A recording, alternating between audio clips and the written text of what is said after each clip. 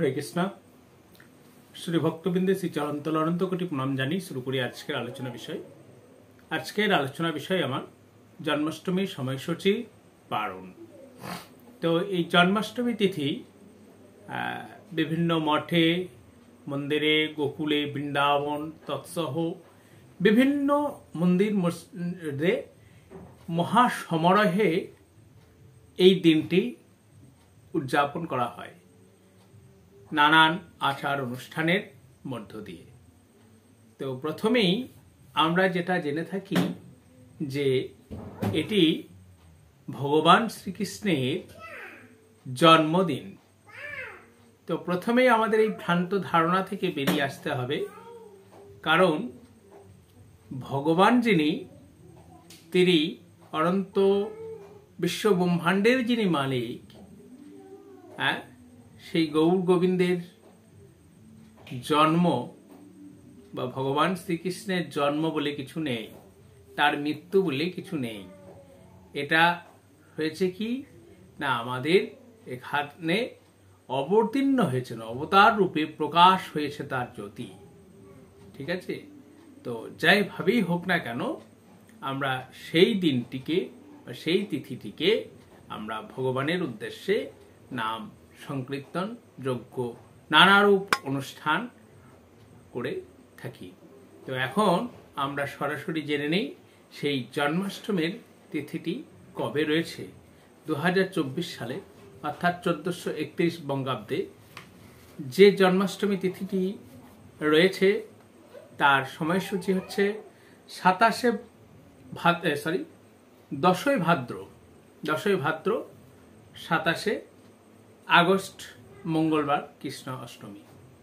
আবারও বলি, 10ই ভাদ্র 27 আগস্ট মঙ্গলবার এই তিথিটি পড়েছে। এই দিন আপনারা শুভ জন্মাষ্টমী বা ভগবানের আবির্ভাব তিথি বা আপনাদের যেটাই বলুন না কেন, ভগবানের জন্মদিন যেভাবেই বলুন না কেন, এই দিনটি আপনারা পালন করবেন।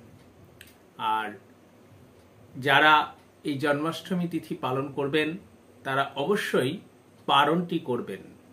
এটিও কিন্তু একাদশীতে যেমন পারণের গুরুত্ব রয়েছে, জন্মাষ্টমী তিথিতেও জন্মাষ্টমী ব্রত পালন করার পর পারণ করাটা আবশ্যক। তাই জেনে নিন পারণের দিন এবং সঠিক সময়। ঠিকই জানেন আপনারা, পারণ তার পরবর্তী দিনেই হয়, অর্থাৎ 11 ভাদ্র। আর 11 ভাদ্র পালন হবে,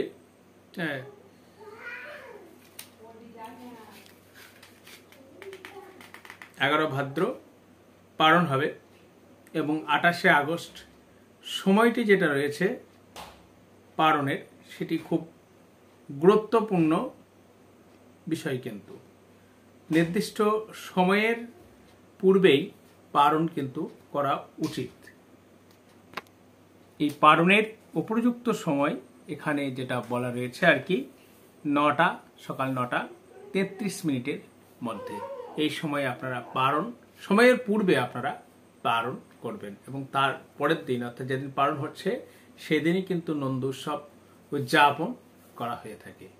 তো এই যেটা আমরা জন্মাষ্টমী তিথি পালন করি, যারা উপবাস করতে পারেন তারা অবশ্যই উপবাস করবেন।